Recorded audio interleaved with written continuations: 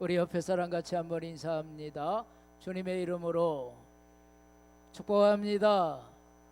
큰 은혜 받으세요. 할렐루야. 우리 다 같이 한번 말씀의 제목을 따라합시다.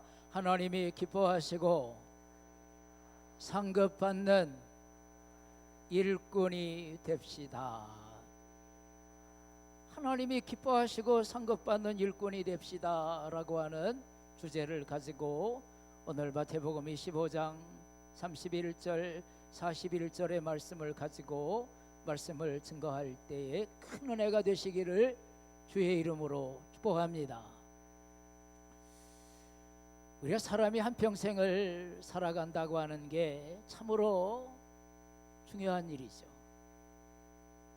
어떻게 사느냐, 어디에 사느냐, 뭘 하며 사느냐, 건강하게 사느냐, 우리가 부하게 사느냐, 이런 여러 가지로 우리가 한평생을 살아가는 의미를 우리가 찾을 수 있을 것 같습니다. 그런데 건강하게 오래 산다고, 부자로 산다고, 형통하게 산다고, 멋지게 우리가 인생을 살아가지만 가장 중요한 것은 어떠한 사명을 가지고 하나님의 영광 위에 살아가느냐라고 하는 것을 주님은 우리에게 묻고 있다라고 하는 그러한 사실입니다. 한평생의 삶을 살아가면서 100살을 살든 90살을 살든 80살을 살든 하나님 앞에 서는 그날, 야, 너 멋지게 살았다.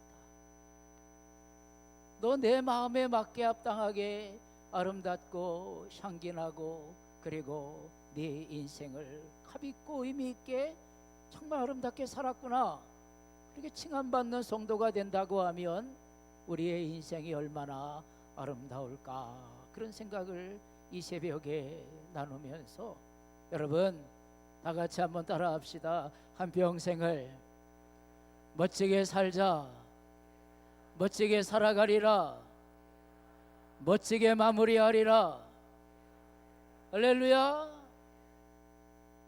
오늘 본문의 말씀의 배경은 마태복음 전체적인 말씀 속에 우리에게 주시는 비유의 말씀인데, 이 마지막 주님의 재림의 때, 심판의 때에 대한 얘기를 마태복음 25장 전체에서 설명하고 있어요. 우리가 첫째로는 열 처녀의 비유를 통해서 준비된 자와 준비되지 못한 자에 대한 비유를 말씀하시면서 오늘 우리에게 너는 어떠한 신앙의 구별됨으로 준비된 삶을 살아가느냐, 그런 의미를 부여해주고 있고, 둘째는 양과 염소에 대한 비유를 했어요. 거짓과 진실, 알곡과 가라지, 이런 것들을 우리에게 암시하, 어둠과 빛, 이런 것들을 우리에게 암시하는 메시지가 아닌가. 마지막에는 달란트 비유를 통해서 5달란트 받았던 사람, 2달란트 받았던 사람, 1달란트 받았던 사람의 달란트를 어떻게 수고해서 그 값진 열매를 맺었느냐, 이렇게 오늘 우리에게 물으실 날을 반드시 있다라고 하는 사실을 여러분들이 기억하면서 오늘 이 아침에 다 같이 다시 한번 고백합니다. 내 삶은 무엇을 위해 사는가? 내 삶은 어떻게 살아가고 있는가? 오늘 이 자신을 한번 우리 자신에게 물으면서 또 나 자신을 한번 뒤돌아보면서 나는 어떠한 하나님의 기뻐하고 칭찬받고 맡겨진 사명의 십자가를 지고 믿음의 길을 걸어가고 있는가 한번 돌아보면서 은혜의 시간이 되어지기를 주님의 이름으로 축복합니다. 우리가 첫 번째로 한번 생각해 보는 것은요, 주님이 원하시는 청지기는 다 같이 한번 따라합시다. 주님의 마음에 맞는 사람입니다. 주님의 마음에 맞는 사람이다. 주님의 마음에 맞는 사람이다. 주인이 일꾼을 쓸 때 주인의 마음에 맞아야 일꾼을 쓰죠. 일을 시키는데 자기 마음대로 해. 주인이 원하는 대로 하지 않아. 그러면 그 일꾼은 주인의 마음에 인정받을 수가 없고 주인의 마음을 기쁘게 할 수가 없다라고 하는 그러한 사실입니다. 오늘 주인은요, 일꾼은요, 주인의 마음에 쏙 들게 일을 해야 돼요. 주인이 요구하는 대로, 주인이 생각하지 못했던 것까지 다 챙겨가면서 땀 흘리면서 성실하면서 그리고 진지하게 일한다고 하면 주인이 얼마나 기뻐하게, 야, 내가 일꾼을 잘 썼구나. 아마 그날의 일당을 주면서도 하나도 아마 아깝지가 않을 거예요. 아깝지가 않을 거예요. 여러분들, 우리가 우리는 주님의 일꾼이다. 성경은 그렇게 말하는데, 하나님의 일꾼의 어떤 마음의 자세를 가지고 내가 사명의 길을 걸어가고 있는가, 우리의 자신을 한번 점검해 보는 시간을 이 아침에 가지시기를 바랍니다. 마태복음 25장 21절에 보니까 착하고 충성된 자가 내가 작은 일에 충성하였음에 내가 많은 것으로 내게 맡기리니 내 주인의 즐거움에 참여할지어다. 그렇게 성경은 우리에게 말하고 있어요. 착하고 충성된 자가 내가 작은 일에 충성하였음에, 작은 일에 충성하였음에. 여러분들, 하나님의 일꾼은요, 굉장한 일에 충성하는 거, 남들이 다 지켜보니까 충성하는 거, 남들이 다 인정해 주니까 충성하는 거, 남들이 다 박수 쳐주니까 다 충성하는 거, 남들이 멋지게 일한다고 하니까 충성하는 거, 여러분들, 그것만이 다 충성이 아니죠. 때론 남이 칭찬해 주지 않아도, 남이 보지 않아도, 주인이 보지 않아도 성실하게 일하는 사람, 성실하게 자기의 맡은 본분을 잘 감당하는 사람, 이 사람이 착한 종이고 하나님께 인정받는 일꾼이고 하나님이 기뻐하는 일꾼이라고 하는 그러한 사실입니다. 언젠간에도 한번 얘기를 나누었지만, 예전에 목양교회를 심호했던 배상길이라는 목사님이 계세요. 이분이 치유 목회라는 목회를 통해서 한국의 많은 이들에게 아름다운 목회의 모델을 우리에게 보여주기도 했던 그런 분인데, 이분이 어느 날 그 간증 가운데 그런 얘기를 하더라고요. 자기가 저 시골에서 신앙생활할 때, 어렸을 때래요. 뭐 중학생 때인지 초등학생 때인지, 이렇게 주일날, 예전엔 주일날 종을 쳤잖아요. 땡그랑 종을 치는데, 그게 어느 집사님이 종을 쳤는데 어린 마음에 나도 하나님 저 종을 한번 치고 싶어요. 그래서 목사님한테 졸랐대. 목사님, 나 저 새벽마다 가서 내가 종 칠 수 없을까요? 선한 욕심이죠. 여러분들, 천국은 침노하는 자의 것이라고, 하나님의 축복을 받으려면 선한 욕심이 있어야 돼요. 하나님의 복을 받으려면 남보다 더 하나님을 향한 뜨거운 열정과 헌신과 수고와 애씀의 사명을 감당할 줄 알아야 돼. 이 어린 꼬마가 목사님한테 졸르는 거, 하나님, 목사님, 나 저 종 새벽에 가서 내가 종 치면 안 돼요? 야, 종 치는 사람이 있는데, 제가 치고 싶어요. 목사님한테 하도 졸르니까 이 목사님이 이 배상길이라는 이 학생에게 종을 치는 기회를 준 것 같아요. 그래서 신나게 새벽이 되면, 그 당시에 시계도 없는 때니까 잠을 저녁에 자기 전에 물을 실컷 먹으면 새벽에 깬대. 새벽에 일어나서 종을 치는 거예요. 종을 치는 거예요. 그러면서 은혜를 받는 거죠. 은혜를 받는 거죠. 그러면서 하나님이 그의 인생을 인도해 가는 거죠. 인도해 가는 거죠.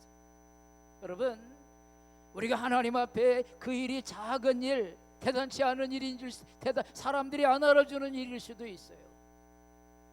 그것 가지고 그게 봉사가 되겠어? 야, 그것 가지고 교회에 어떤 아름다운 열매가 되겠어? 야, 그것 가지고 하나님이 기뻐하겠어? 작은 일일 수 있어요. 그런데 그 작은 일이 하나님의 마음에 쏙 드는 축복의 열쇠를 잡는 길이 되기도 한다는 거예요.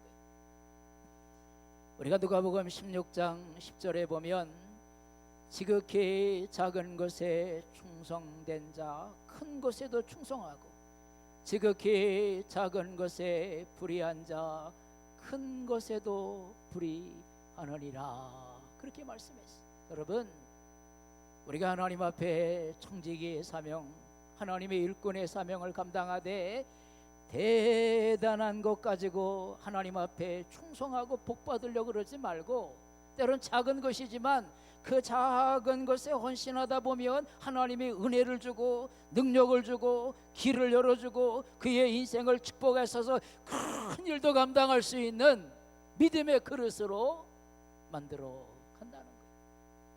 여러분들, 우리가 성경에 보면 요셉이나 다윗 같은 사람도 시작은요 아주 작은 일로 시작했어요.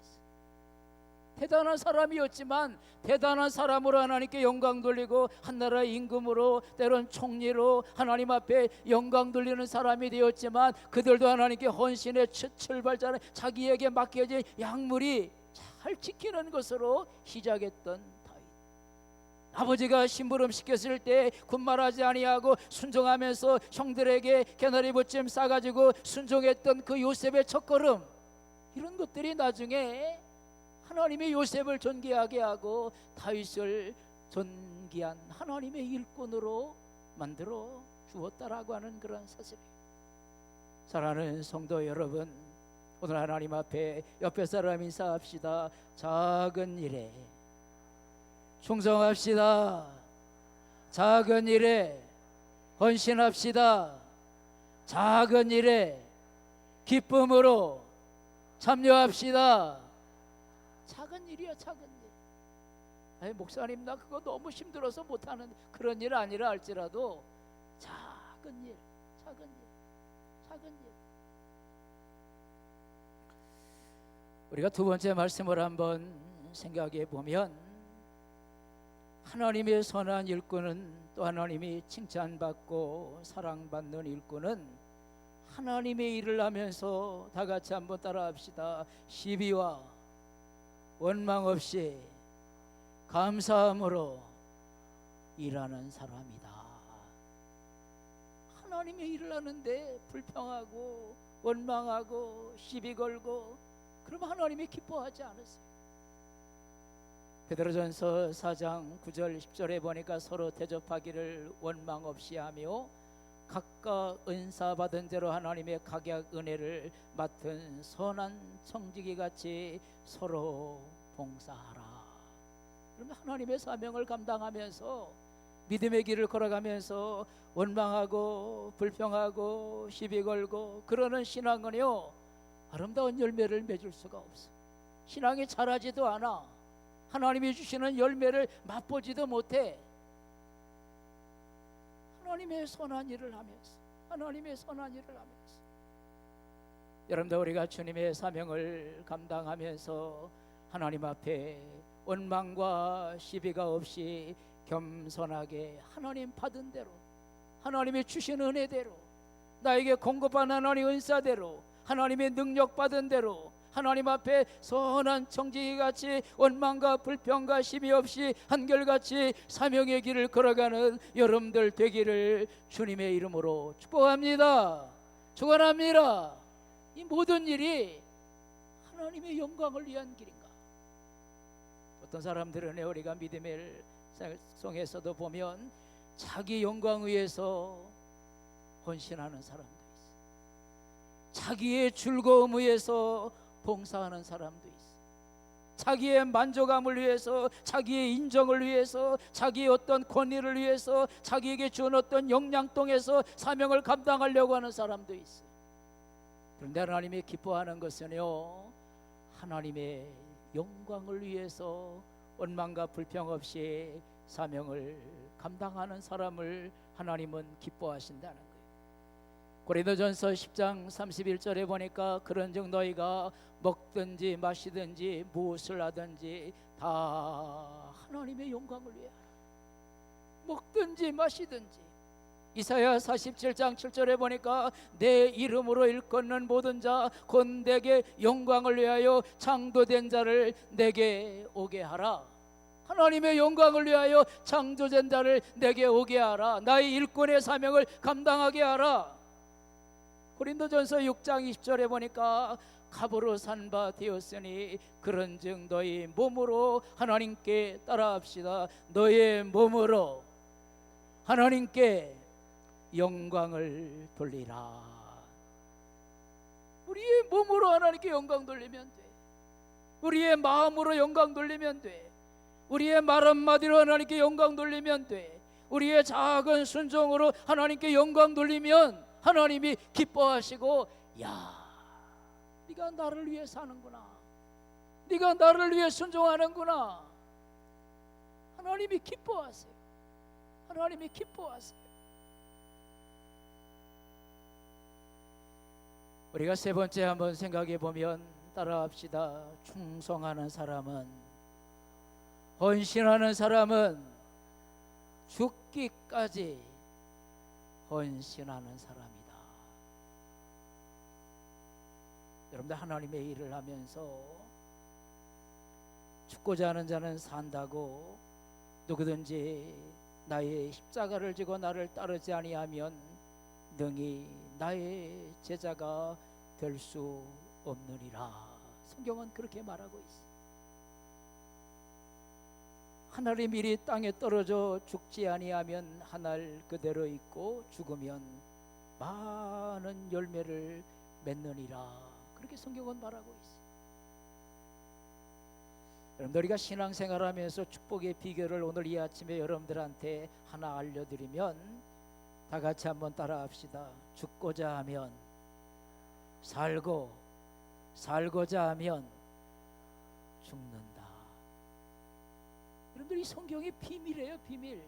우리가 하나님 앞에 헌신하고 사명을 감당할 때 죽고자 하면요, 하나님의 사는 길이 생겨요. 아유, 목사님, 이거 너무 나한테 맡겨진 사명이 커요. 아유, 내가 이 일을 어떻게 내가 감당해요?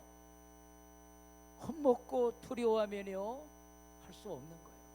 그런데 어떤 부모가 자녀에게, 어린 꼬마에게, 야, 너 쌀 가마니 지고 가라, 그런데 그런 부모는 없어요. 부모가 자식의 질만 하니까 그 쌀 가마, 그가 질 수 있는 것만큼을 아마 짐을 져줄 거예요. 부모가 그 자녀를 알거든. 그가 얼마만큼의 짐을 질 수 있는지 부모가 알아서, 만약 부모가 예전에 산에서 나무를 하고 올 때요, 그 자녀가 지고 갈 수 있는 짐만큼만 아마 그 자녀에게 맡길 거예요. 여러분들, 하나님이 우리에게 때론 짐을 져주실 때가 있어요. 사명의 짐을 져주실 때가 있어요. 축복의 짐을 져주실 때가 있는데, 그런데 지고 갈 수 없는 것을 하나님은 지고 가라고 절대 우리에게 맡기지 않아요. 우리 하나님이 그런 분이 아니에요. 인격의 하나님이고요, 질서의 하나님이고요, 하나님은 좋은 하나님이에요. 우리를 망하게 하고, 우리를 고단하게 하고, 우리를 정말 힘들게 하고, 눈물 나게 하고, 우리를 상하게 하려고 하는 게 아니라, 그만한 짐을 지고 간 그에게 그만한 보상을 내주시려고 우리에게 짐을 맡기는 거예요. 짐을 맡기는 거예요. 짐을 맡기는 거예요.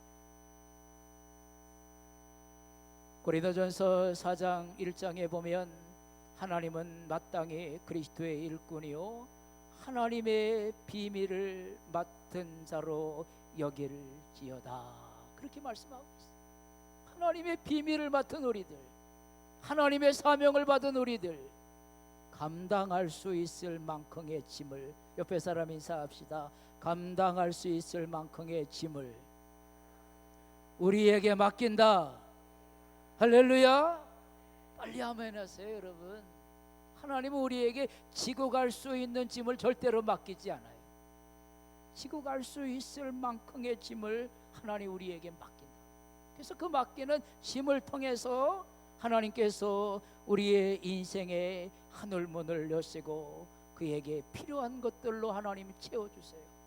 그 짐을 지고 가는 그 용량만큼 그 짐을 지고 가는 그 수고의 헤아림의 눈물만큼, 눈물로 씨를 뿌린 자는 기쁨으로 단을 거두리로다. 주님 말씀했는데 진 것만큼, 할렐루야, 이 땅에서도 하나님의 축복의 열매를 받고 하나님 나라 가서도 축복의 면류관을 받는 거예요.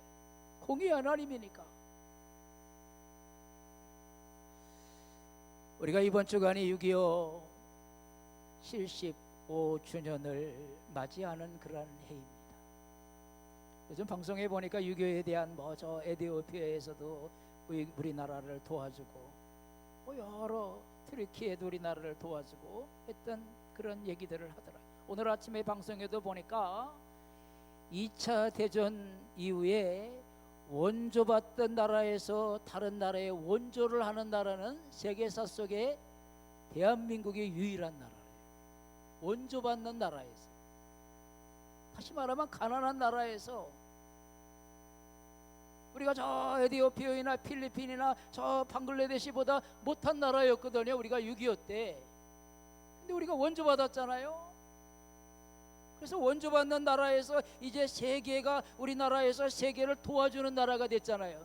이런 나라는 세계사 속에 대한민국밖에 없다는 거예요. 그런데 우리가 어찌 보면 그래서 가난을 벗어나고 남에게 도움을 받던 사람이 남에게 도움을 준다고 하는 거, 여러분들이 기적입니다. 기적이에요. 기적.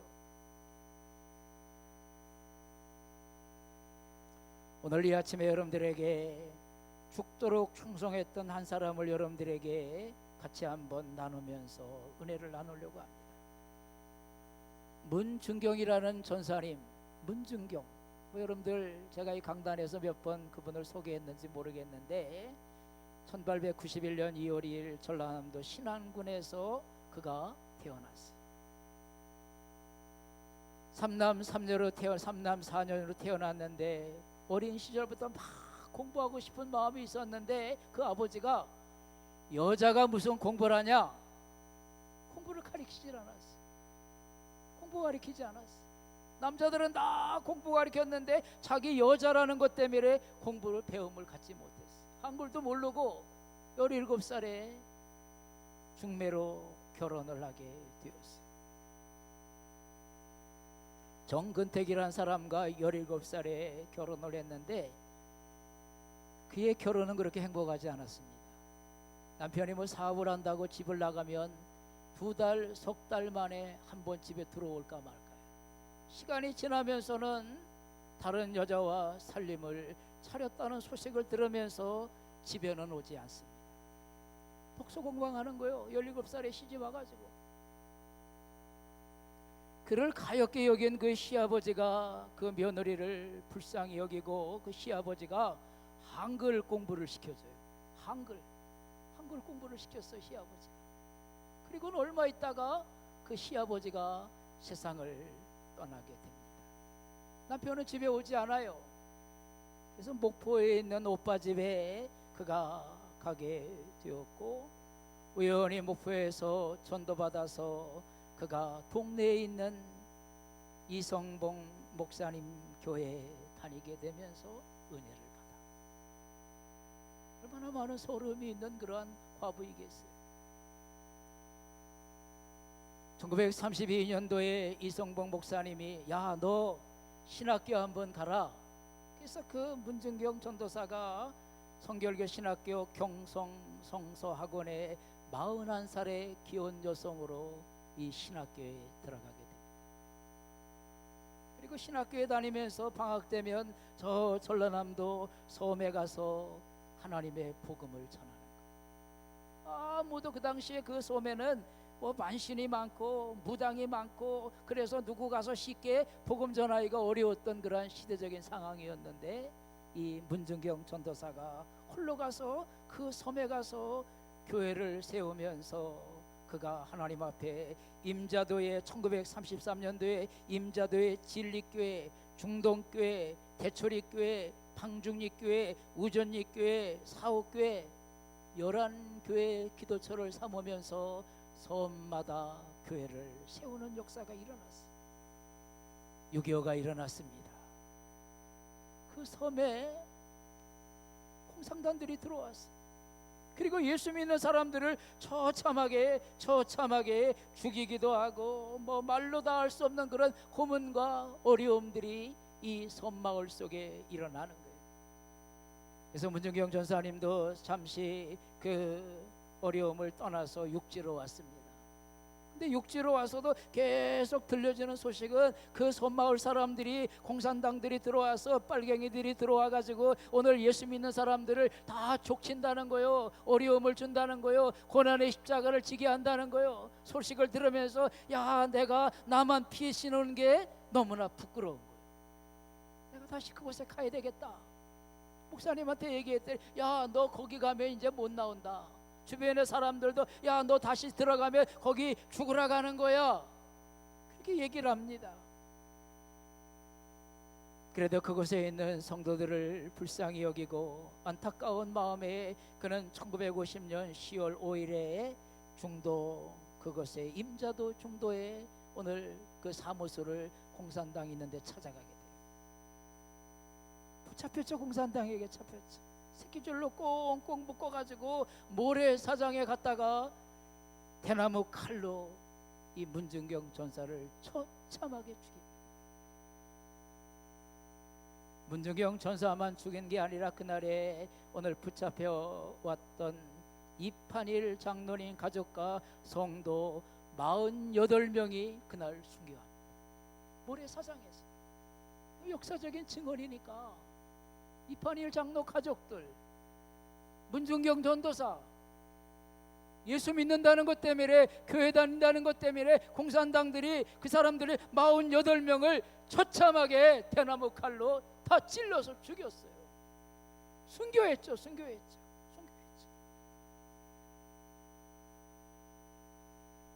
문중경 전사님이 11교회 기도처마다 교회가 생겨났고요. 그 후에 섬 신안군에 192개 교회가 세워지는 역사가 일어났습니다. 다른 어디보다도 중도 주민의 90%가 다 기독교인이 되었고요. 그 중도에서, 신안군에서 159명의 목회자가 나왔어요. 80명의 장로님들이 나왔어요. 그 문중경 전사님의 영향을 받았던 수많은 한국교회 지도자들 나왔는데 CCC의 김중근 목사, 그리고 이만신 목사, 치유신학자 정태기 목사, 사업가 신한그룹의 박성철 회장, 목회자이며 시인했던 고은 목사, 한신대 총장이었던 고재식 목사, 성서신학자 서담동 목사, 수많은 사람들이 한국 교회사에 이 사람들 다 이름을 걸만한 사람들이거든요. 신학자, 총장, 훌륭한 목회자, 훌륭한 사업가, 이런 사람들이 이 문중경 전사님의 영향을 받았다는 거예요. 여러분, 하나님의 사명을 감당하면서 달면 삼키고 쓰면 뱉는 우리들의 신앙이 아니라 죽도록 충성하는 사명을 감당하는 일꾼, 좋으나 싫으나 사명을 감당하는 일꾼, 하나님의 마음에 맞게 일을 감당하는 일꾼, 오늘 우리의 인생의 원망과 불평이나 좌절하지 아니하고 한결같게 사명의 길을 걸어가는 성도, 하나님이 칭함받는 성도고, 하나님이 인정하는 성도고, 하나님이 그의 인생의 수고의 눈물의 대가에 멋지게 상급으로, 이 땅의 열매로, 자손의 축복으로, 하늘나라의 면류관으로 반드시 갚아주리라는 것을 여러분들 기억하면서 다 같이 한번 따라합시다. 한결같이 하나님 앞에 올바른 정직이로 멋지게 쓰임 받으리라. 할렐루야. 사명 감당하는 여러분들 되기를 주의 이름으로 축원합니다. 기도합니다. 자비하신 아버지 하나님, 우리가 한평생의 삶을 살아가면서 어디에 사느냐, 무엇을 하고 사느냐, 얼마나 오래 사느냐, 얼마나 우리의 인생이 형통하게 사느냐라고 하는 것도 중요하지만 하나님의 믿음의 그릇에, 믿음의 저울에 합격하고 아름답게 의미 있고 값 있고 멋지게 하나님 영광 위에 살아가는 인생이 복된 인생인 것을 우리가 깨달아가면서 주님 앞에 설 때 잘했다 칭함받고 잘했다 명명받으며 하나님께 영광 돌리는 존귀한 성도들, 보배로운 성도들, 잘했다 칭함받는 성도들, 죽도록 충성하였으니 내가 너에게 생명의 면류관을 주리라 약속받는 성도들 다 될 수 있도록 축복하여 주시옵소서. 예수님의 이름으로 감사하며 기도합니다. 아멘.